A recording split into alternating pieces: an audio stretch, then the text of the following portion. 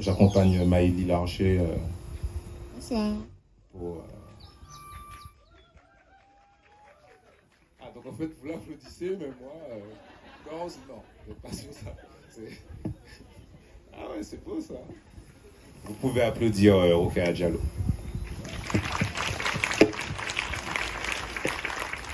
Bonsoir, je suis très heureuse d'être là. Merci beaucoup pour votre accueil. Merci.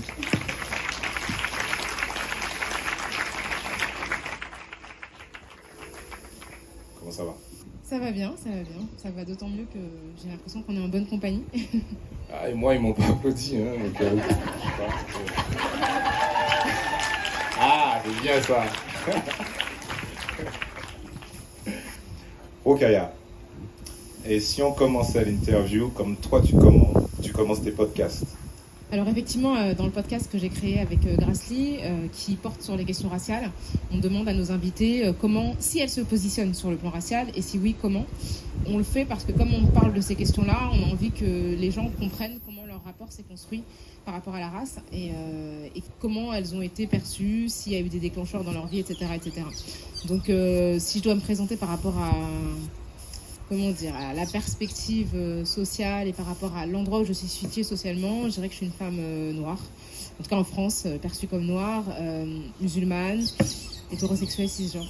Voilà.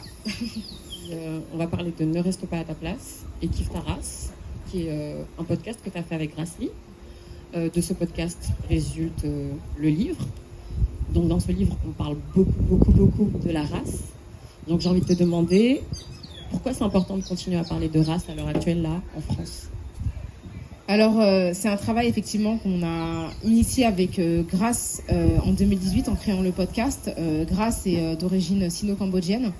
Et donc, c'est une Française d'origine asiatique, est-asiatique. Et on avait des conversations, toutes les deux, sur ce que c'était d'être une femme noire, une femme asiatique, dans un contexte français hexagonal. Et on s'est dit que ces conversations-là, en fait, on ne les entendait jamais dans les espaces médiatiques mainstream, et quand on les entendait, c'était souvent, quand on entendait parler de questions raciales, c'était souvent dans une dynamique assez anxiogène, qui véhiculait des stéréotypes, en tout cas qui n'avait pas vraiment de volonté de construire quelque chose. Et nous, en fait, on discutait sur un ton amical parce que nous sommes amis. Et on s'est dit qu'il y a peut-être un espace où en fait on pouvait parler de tout ça de manière apaisée, avec des gens qui avaient des connaissances. Et puis pour parler de toutes ces questions-là dont on parle jamais en France, alors qu'on en parle dans d'autres pays, qui ont des histoires un petit peu analogues à la nôtre, avec une histoire de l'esclavage, une histoire du colonialisme. Et donc c'est important de parler de questions raciales aujourd'hui, parce qu'il y a toujours des inégalités raciales. Qu'aujourd'hui, naître en France en étant... d'origine nord-africaine, d'origine asiatique, en naissant dans les Outre-mer ou dans l'Hexagone, ça donne pas les mêmes chances dans la vie, ça n'expose pas aux mêmes risques, ça ne construit pas le même rapport au monde. Et donc c'est de ça dont on voulait parler. Évidemment, l'idéal, ce serait que toutes ces catégories-là n'aient plus de sens. C'est-à-dire qu'idéalement, ce serait bien qu'on puisse se définir de la manière dont on se sent, et en faisant fi de la manière dont on est perçu, mais c'est pas un luxe dont on dispose aujourd'hui.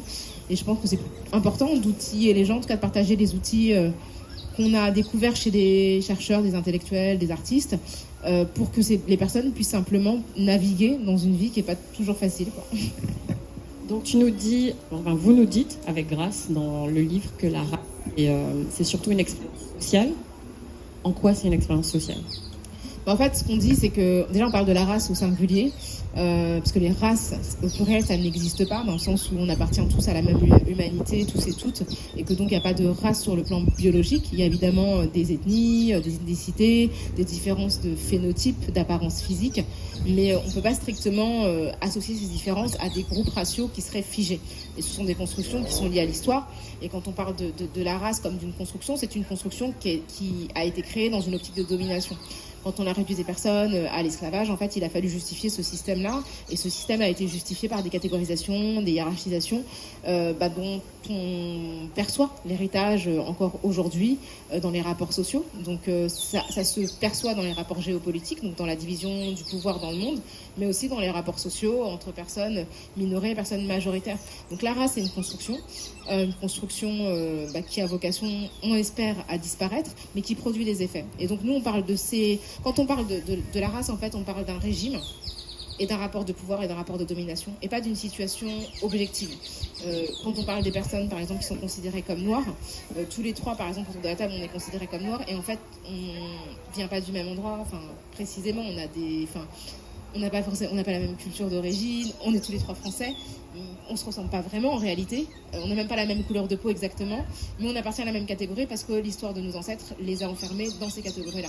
Et donc, c'est de dire que c'est pas quelque chose d'objectif, mais quelque chose de construit, qu'on reconnaît comme une construction, mais qu'on essaie de dépasser en essayant de dénoncer en fait les discriminations que ça peut occasionner. Le terme racisé, qui est apparu il y a quelques temps, est-ce que tu penses que ça permet vraiment de décrire de nommer cette expérience sociale? Alors moi, le terme de racisé, c'est un terme que j'employais beaucoup il y a 10 ans. Il a été créé en 1972 par une sociologue française qui s'appelle Colette Guillaumin. Donc c'est important de rappeler la maternité de ce mot par une Française, parce qu'on dit toujours souvent que les questions raciales sont apportées des États-Unis. Donc non, en 72, il y avait une Française sociologue féministe qui a écrit sur la question raciale avec une pertinence qui est assez bluffante, parce que quand on les livre aujourd'hui, 50 ans plus tard, on se rend compte qu'il a absolument pas vieilli. Colette Guillaumin est morte d'ailleurs en 2017 dans une forme d'indifférence générale, alors que pour moi, elle a vraiment porté une contribution inestimable dans la question du genre et dans la question raciale. Et donc, Colette Guillaumin parlait de personnes racisées pour parler des personnes qui étaient... ce qu'elle appelle la racisation, c'est un processus qui infériorise. Donc les personnes racisées, ce sont les gens qui sont victimes de cette racisation et qui sont infériorisés. Mais elle parlait de personnes racisées, mais elle parlait en écho de personnes racisantes. Et les personnes racisantes, ce sont les personnes dominantes, qui sont en mesure en fait de créer des catégories négatives pour les autres. Et le problème aujourd'hui, je pense, quand on parle de personnes racisées, c'est qu'on a l'impression que les seules personnes qui subissent un processus de racialisation sont les personnes qui ne sont pas blanches. Or, les personnes blanches, comme les personnes non blanches, sont racialisées. Certaines personnes sont racialisées de manière négative, donc à leur désavantage, ce sont les personnes non blanches, mais les personnes blanches sont aussi racialisées. Simplement, c'est une racialisation qui est avantageuse. Et du coup, le fait de dire les racisés, ça donne l'impression, ça sort en fait les personnes blanches du processus racial, alors qu'en fait, on est tous dedans, avec un endroit différent, mais on est tous dedans. Et c'est pour ça que on est peut-être plus prudente, même si ça m'arrive de l'employer, on l'emploie parfois dans Kiffe ta race, mais c'est vrai qu'on va plus facilement parler de personnes non blanches, ou personnes négativement racialisées, ou de choses comme ça. Minorité? Oui, des minorités, mais moi, c'est vrai que j'ai tendance à préférer le terme de minoré, et celui de l'historien Pam Ndiaye, parce que quand on parle de personnes minorées, ça veut dire qu'elles sont minorées par une situation, mais qu'elles ne sont pas minorités, ce ne sont pas des minorités de manière statutaire. Du coup, c'est quelque chose de plus dynamique, parce que quand on dit on est une minorité, c'est comme si on était une minorité intrinsèquement, alors qu'en fait on est minoré dans une situation particulière. Moi, quand je suis au Sénégal, qui est le pays de mes parents, je suis pas une minorité en fait. Je ressemble à tout le monde en fait. J'ai exactement la même tête que la plupart des Sénégalais. Donc non, je reste une femme noire, mais je suis pas minorité. Après, je suis minorée en tant que femme, parce que c'est quand même une société patriarcale, comme partout dans le monde à peu près. Donc voilà, c'est pour ça que je trouve que ce terme de minoré est peut-être plus juste. Ok. C'est toujours moi. Que réponds-tu aux personnes qui parlent de racisme anti-blanc? Je ne leur parle pas.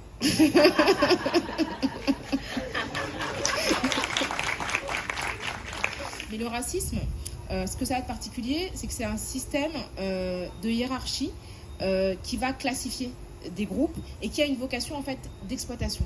C'est-à-dire que quand on racialise des groupes, c'est pas juste pour le plaisir de les racialiser, c'est parce qu'il y a une volonté de domination économique.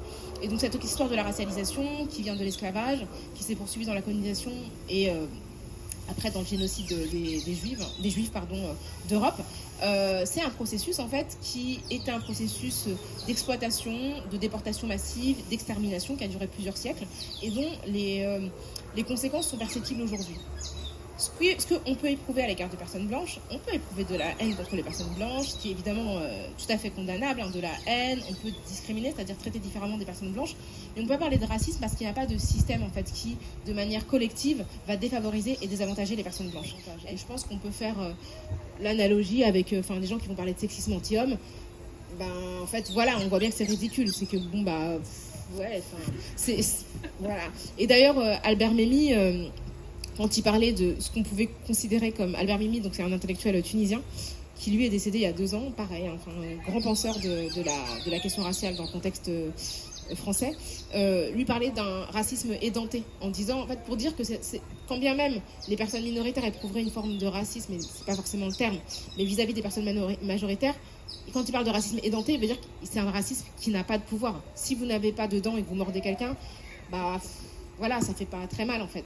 Donc c'est un peu ça que feraient les minoritaires si elles éprouvaient des sentiments négatifs à l'égard des Blancs. On entend souvent parler du racisme dans ses formes explicites, les insultes ou comme tu dis, les discriminations. Mais dans votre livre, À toi et à Grace, vous évoquez un racisme plus insidieux. Là, ici, on est en Martinique. Et il y en a un que vous évoquez particulièrement, c'est le colorisme, que vous définissez, excusez-moi, je vais lire, comme la valorisation sociale des personnes noires aux carnations plus claires dans les sociétés esclavagistes ou post-esclavagistes. Donc c'est un phénomène qu'on observe dans la Caraïbe, aux États-Unis. En quoi c'est du racisme ? C'est du racisme dans le sens où c'est une forme de valorisation esthétique qui s'est créée dans un contexte où les personnes blanches étaient dominantes et où elles ont considéré que leur type était le type le plus proche du beau et de la perfection et d'une forme de divinité. Et que donc cette valorisation en fait s'est transmise auprès des personnes qui étaient réduites à l'esclavage parce qu'elle les a encouragées en fait à aspirer à se rapprocher le plus possible de cette apparence physique et de tout ce qui pouvait être associé à la blanchité. Donc il y a des récompenses en fait symboliques qui étaient offertes aux personnes qui avaient les peaux les plus claires. Et c'est vrai que là on parle de personnes noires dans Kif Taras, mais ça se vaut aussi dans les sociétés asiatiques. Par exemple, il y a des marques de cosmétiques font leur plus gros chiffre d'affaires en vendant des produits éclaircissants en Asie. C'est vrai qu'on parle beaucoup des populations afrodescendantes, mais c'est important de rappeler, et pas seulement en Asie du Sud, donc Inde, Pakistan, etc., mais aussi en Asie de l'Est, où effectivement les peaux claires sont considérées comme ayant davantage de valeur. Et donc la conséquence, c'est que aujourd'hui, y compris dans les performances de beauté, notamment dans le mannequinat, même s'il y a quand même des transformations ces dernières années, on va toujours avoir tendance à considérer que certaines personnes sont plus belles parce qu'elles ont des traits qu'on va qualifier de fins. Donc c'est toujours, qu'est-ce que ça veut dire d'avoir des traits fins ? Voilà, c'est ça. Et quand on dit fin, en fait, on va effectivement penser aux personnes blanches, mais comme si en fait mécaniquement être blanc, ça voulait dire avoir des traits fins en fait. Enfin, je veux dire... je sais pas, Gérard Depardieu. Non mais pardon, mais excusez-moi, mais il a pas des traits particulièrement fins. Non mais c'est pas la finesse quoi. Donc non mais c'est vraiment une caricature en fait raciste en fait de penser qu'il y a un type de traits qui sont considérés comme esthétiques qui appartiennent aux personnes blanches et un autre type de traits qui appartiendrait à d'autres groupes et qui serait moins beau parce que en fait voilà. Mais c'est des choses qu'on a intériorisées et puis après évidemment ça va avec la question des cheveux, la question de ces couleurs de peau et de cette manière dont par exemple certaines marques vont vouloir valoriser des personnes qui sont socialement considérées comme noires et qui sont noires, mais qui vont avoir une apparence qui ne va pas être considérée comme entre guillemets menaçante pour la majorité et à laquelle la majorité peut-être aura moins de difficultés à s'identifier parce qu'elle a intériorisé justement ces idées qui plaçaient une distance entre elle et les personnes les plus foncées. Et pourquoi tu penses que le colorisme, c'est une problématique qui est pas tellement évoquée en fait dans le débat antiraciste ? Parce qu'elle est compliquée, parce qu'en fait elle oblige à questionner les rapports de pouvoir entre minorités. C'est évidemment ça pose question parce qu'on peut à la fois soi-même être victime de racisme mais être en position de domination et même d'oppression vis-à-vis d'autres personnes qui ont moins de privilèges pour plein de raisons. Et après il y a d'autres questions qui peuvent être posées, donc il y a la question de la couleur de peau, de l'apparence physique, la question du statut social, mais après il y a même des questions administratives. Ça fait quoi d'être sur un plateau où il n'y a pas d'hostilité ? Ça fait du bien. Après je dois dire que c'est vrai que les extraits vidéo qui circulent le plus de mes apparitions télévisées sont toujours les extraits les plus spectaculaires. Et d'ailleurs, moi-même, je les poste, c'est ceux qui m'ont le plus touchée parce que j'étais dans une forme de tension verbale où je me dis, bon, ça c'est quelque chose qu'il faut montrer. Mais en réalité, je suis à la télévision toutes les semaines et à la radio toutes les semaines. Et donc ça fait que, en fait, sur l'année, je passe 50 fois minimum, si je compte pas en dehors des prestations qui sont contractuelles, donc une 50aine de fois à la télé tous les ans. Et globalement, ça se passe pas forcément de manière hostile. Ça se passe plutôt même correctement, notamment même avec des gens avec qui j'ai rien à voir, mais quand on voit des gens toutes les semaines, même quand on n'est pas d'accord avec eux, on finit par savoir qu'ils ont des enfants, qui vont en week-end, etc. Donc voilà, et donc globalement ça se passe bien, il n'y a pas toujours de l'hostilité, mais c'est vrai que sur des thématiques particulières, donc, ce qui est le plus difficile, c'est de parler de questions raciales sur un plateau sans que les gens soient tendus. Parce qu'on peut parler de plein de sujets de manière relativement détendue, mais donc dès qu'on est sur des questions de féminisme, de questions raciales, là ça crispe parce que il est très rare que je sois avec des personnes qui partagent mes points de vue, et les autres, vraiment, ça les tend, et donc ça donne lieu à des débats, effectivement, un petit peu compliqués. Mais du coup, est-ce que la France est raciste ? Qu'est-ce qu'on appelle la France ? Est-ce qu'on parle de l'État ? Est-ce qu'on parle des Français ? Qui on met dans les Français ? Parce qu'on est Français aussi. Ce qui est certain, c'est moi, en tout cas, je considère qu'il y a du racisme d'État en France.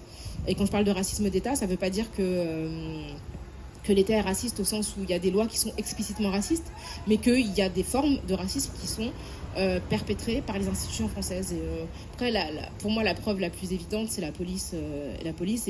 Et vraiment, on a des éléments très clairs, c'est que la dernière condamnation de l'État français pour faute lourde du fait de contrôle au faciès, au contrôle raciste, elle date du 13 juin 2021. C'était la Cour d'appel de Paris. Donc, et avant ça, il y avait une condamnation de la Cour de cassation, je crois que c'était le 9 novembre 2016, de l'État français pour faute lourde. Et donc, après chaque condamnation, qu'est-ce qui se passe en fait ? Rien du tout.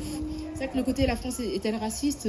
Oui, on peut dire oui, on peut dire non, parce que, mais oui, on peut dire oui, mais je trouve que c'est toujours trop vague que de le dire comme ça, alors que parler d'un État qui produit du racisme, pour moi, ça me semble plus concret par rapport à ce qui se passe réellement.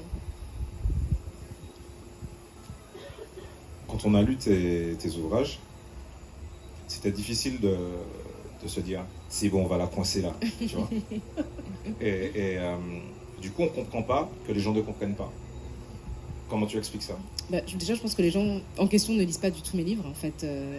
Je pense qu'ils se contentent d'a priori et donc vont essayer de me coincer sur des choses que j'ai déjà effectivement exposées par écrit, et vont se contenter en fait simplement de préjugés. J'ai l'impression qu'il y a énormément de gens qui plaquent sur moi leurs impressions qui ne sont pas forcément liées à la réalité de mon travail et de ce que je dis réellement.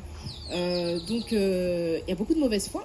Je pense qu'il y a beaucoup de mauvaise foi. Puis après, il y a de la stratégie. Il y a des gens qui vont se positionner politiquement et qui vont se positionner en opposition à moi parce que c'est facile, en fait, comme si en fait il y avait une espèce de marché des idées, donc ce que je trouve pas forcément super honorable, mais voilà, on va dire voilà, nous on est des universalistes et elle c'est une communautariste. Mais qu'est-ce que ça veut dire communautariste ? Je ne sais pas. Et ça veut dire universaliste ? Je ne sais pas pourquoi je suis moins universaliste qu'eux. En fait, moi je ne vois pas en fait en quoi. Mais bon, voilà, ça va être posé comme ça dans le débat public et ça va être repris. Alors, je ne sais pas si vous avez vu que le mot wokisme a fait son entrée dans le Larousse. Voilà, donc c'est assez fou, donc qui est expliqué comme un mot qui est issu de la justice sociale, etc., et qui peut être perçu comme portant atteinte à l'universalisme français. Donc qu'est-ce que ça veut dire, encore une fois, l'universalisme ? Qu'est-ce qu'on met dedans ? Est-ce que c'est un idéal ou est-ce que c'est une réalité ? Moi, je tends à penser que c'est un idéal, et c'est un idéal qui m'intéresse en tant qu'idéal. Mais du coup, cet universalisme qu'il prêche, est-ce que tu penses que ça explique pourquoi il y a aussi peu de personnes non blanches dans la sphère médiatique, par exemple ? Oui, parce qu'en fait, l'universalisme qui est prêché, c'est un universalisme qui écrase, qui a vocation à refuser de reconnaître les particularismes et les conséquences sociales de ces particularismes. En fait, en disant on est tous pareils, oui, philosophiquement, on est tous pareils, mais socialement, on ne l'est pas. Et si on refuse de reconnaître ces différences et toutes les conséquences qu'elles ont, en fait, on ne peut pas faire avancer les choses. L'exemple typique, c'est l'exemple de la Constitution française, quand elle a été révisée en 2000, parce qu'en fait, elle ne permettait pas la distinction en fonction du sexe, c'est comme ça que c'était écrit, elle a dû être révisée pour permettre la loi sur la parité. Puisqu'en fait, selon la Constitution, il n'était pas possible de distinguer le groupe femme et de le favoriser en politique, au nom de l'universalisme républicain. Et d'ailleurs, c'est une lutte qui a été très très compliquée à la fin des années 90. Je vous invite vraiment à regarder, si vous avez l'occasion, les débats, et des personnes comme Elisabeth Badinter qui étaient opposées à la loi sur la parité parce qu'elle considérait que ce n'était pas universaliste. Et en réalité, s'il n'y avait pas eu cette loi de 2000, il n'y aurait pas eu toutes ces femmes qui sont entrées dans la vie politique française. Et vraiment, en 22 ans, la vie politique française a été transformée. Alors évidemment, il y a toujours des problèmes pour les postes les plus prestigieux de la République, en termes d'accessibilité, mais il y a quand même énormément de femmes aujourd'hui en politique, beaucoup plus qu'il y a 20 ans. Et ça, c'est vraiment lié à une loi qui a, d'une certaine manière, considéré que l'universalisme, c'était pas de ne pas reconnaître les groupes sociaux, mais de les reconnaître et de leur permettre d'accéder à ce à quoi les groupes dominants accèdent. Et moi, c'est cet universalisme-là qui m'intéresse, c'est l'universalisme, en fait, qui a les yeux ouverts et qui tient compte de tout le monde. Et c'est en ça qu'il est vraiment universel. Mais là, du coup, est-ce qu'on peut parler d'inclusivité ? Oui, d'inclusivité, tout à fait, un universel qui serait inclusif, qui serait authentiquement antiraciste, antisexiste, et qui serait réaliste, en fait. Moi, j'irais même un universalisme concret. Parce qu'en fait, on est toujours dans une forme d'universalisme théorique qui reste dans le monde des idées, mais qui n'a absolument aucune prise sur la réalité. Et moi, je pense que l'universalisme se doit d'être concret, se doit d'être au contact des réalités telles qu'elles s'expriment dans nos quotidiens. Et donc, il ne peut pas se permettre, en fait, d'être juste comme ça, confiné au champ de l'intellect et ne pas s'adapter, en fait, à ce qu'est véritablement la France. Tu es au courant qu'il y a eu des activistes qui ont déboulonné des statues, certaines statues. J'en parle dans ton livre, d'ailleurs. Et d'ailleurs, on a reçu dans le podcast Zakatoto, qui est cité dans le livre aussi. Du coup, t'en penses quoi ? Du bien. Non, je pense que c'est important. En fait, tu parlais d'inclusivité tout à l'heure. L'inclusivité, elle doit être urbaine aussi.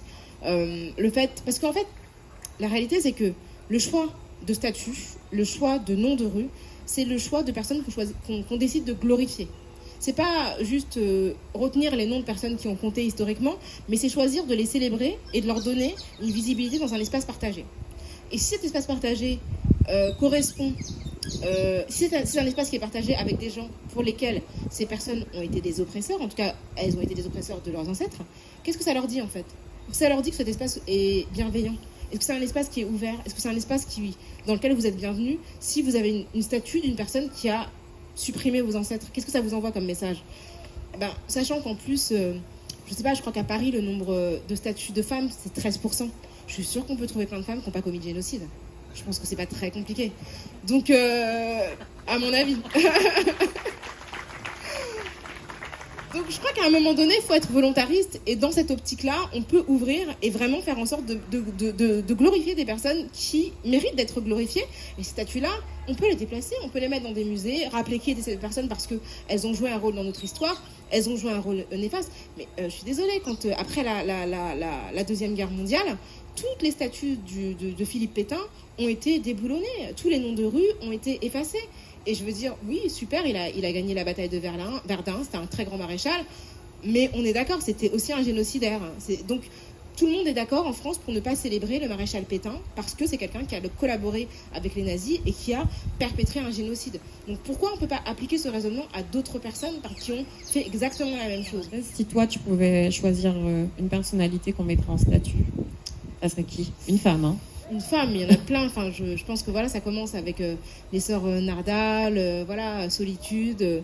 Je pense qu'il faut célébrer les artistes de leur vivant. Je trouve que voilà, une personne comme Marie Scondé, je trouve fou en fait qu'on soit capable de faire une rétrospective du travail de Maya Angelou au théâtre de l'Odéon et de pas se dire qu'il y a Marie Scondé qui est juste là en France et qui pourrait venir peut-être parler de son travail aussi, qui a un écho peut-être plus immédiat avec ce qu'on fait. Enfin, moi, j'admire beaucoup Maya Angelou, évidemment, mais je pense que c'est important de reconnaître les gens qui font des choses et qui sont toujours là. Donc il y a énormément de femmes qui méritent d'être vues. Je parle de femmes les plus évidentes, mais je peux parler de Lala Fatma Nsoumer qui a résisté contre les Français en Algérie.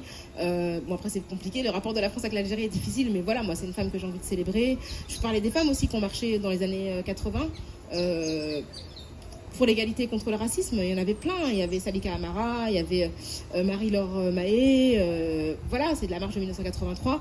Ce sont des femmes qui sont là, qui ont marché à l'époque, qui étaient hyper jeunes et qui méritent d'être célébrées parce qu'elles sont à l'origine de la plus grande marche, la première marche antiraciste d'envergure nationale sur le sol hexagonal, quoi. Donc tu as écrit un autre livre qui s'appelle Ne reste pas à ta place et dans lequel tu dis aux gens qu'en fait, il faut sortir du cadre, en fait. Qu'il ne faut pas céder au déterminisme. Tu le dis, je crois, dans le livre, je ne suis pas là où me prédestinait ma naissance, en fait. Donc, en gros, si on n'a pas de place, on la crée. Voilà, on la crée. Après, je mets toujours des pincettes parce que je veux pas céder à ce discours un peu libéral qui dirait quand on veut, on peut. Parce que je pense qu'il suffit pas de vouloir. Il faut déjà pour vouloir, il faut avoir des conditions mentales qui nous permettent d'exprimer une volonté d'aller ailleurs par rapport à l'endroit où on se trouve. Et puis après, il faut des conditions matérielles pour pouvoir. Des conditions matérielles, des conditions sociales qui nous permettent de sortir de l'endroit où on est. Et après, moi, je pense que j'avais un environnement qui m'a permis de me projeter. Au-delà en tout cas de mon milieu d'origine, même si j'y suis toujours. Et puis une famille, une structure familiale, j'ai fait des rencontres, j'ai eu de la chance, il y a plein de circonstances qui m'ont permis d'être là aujourd'hui pour échanger avec vous. Et donc ce que je voulais dire, c'est que c'est pas un livre de développement personnel qui va dire allez, si vous voulez, vous allez tout casser, etc. Parce que non, en fait, des fois c'est la vie qui nous casse, hein, et c'est dur, en fait la vie est dure. Mais que j'ai envie quand même qu'on arrive à célébrer toutes ces petites victoires qui font que finalement les choses ne sont pas passées exactement comme elles auraient dû se passer et pas comme prévu. Et de dire que parfois en nous, on a des ressources qu'on ne soupçonne pas et qu'il faut savoir aussi les identifier parce que surtout quand on appartient à des groupes minoritaires parce qu'on est une femme, ou minorée, parce que voilà, parce qu'on est une femme, parce qu'on est handicapé, parce que voilà, plein de raisons, on a beaucoup moins d'estime de soi parce qu'en fait tous les messages qui nous sont envoyés sociaux sont des messages qui nous disent qu'on n'a pas beaucoup de valeur, et donc essayer de se rappeler qu'on a une énorme valeur et qu'on peut beaucoup plus que ce qu'on sait, c'est ce que je voulais vraiment partager, parce que je pense que si j'avais pas fait ça, j'aurais jamais su tout ce que j'étais capable de faire. Alors c'est l'heure de la pause. On va recevoir Dimitri Paul, qui est un artiste guadeloupéen. Mais moi comme ça, si fort, toute la journée, moi pas ni vivre. Et la nuit trivée, moi peux pas dormir.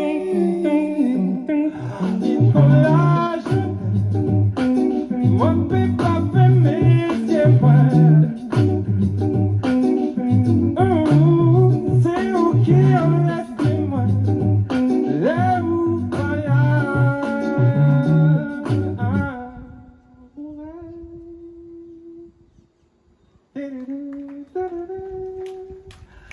fout l'amour. Attends, c'est pas fini. On va essayer un truc. Pour première fois, moi j'ai mon ventre folie qui donne à moi.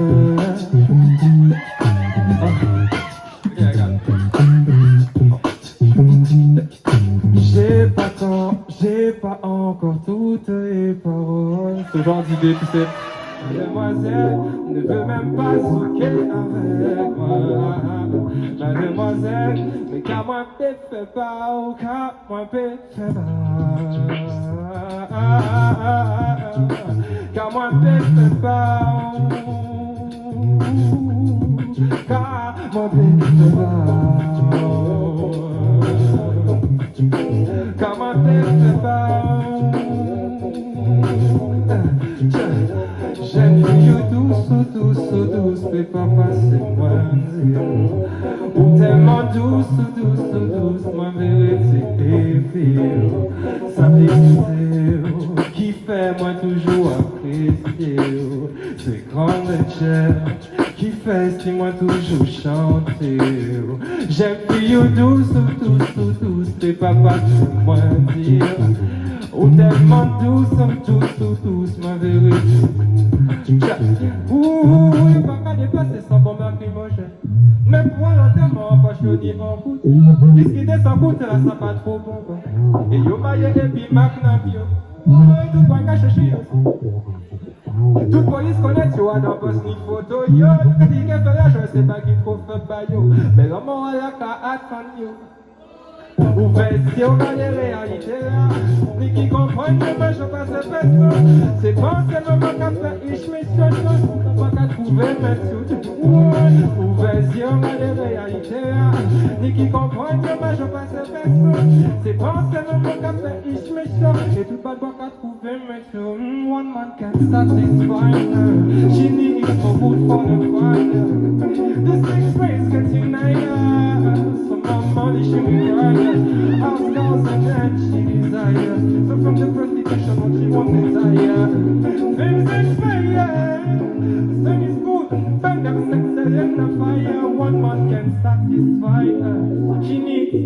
for the fire.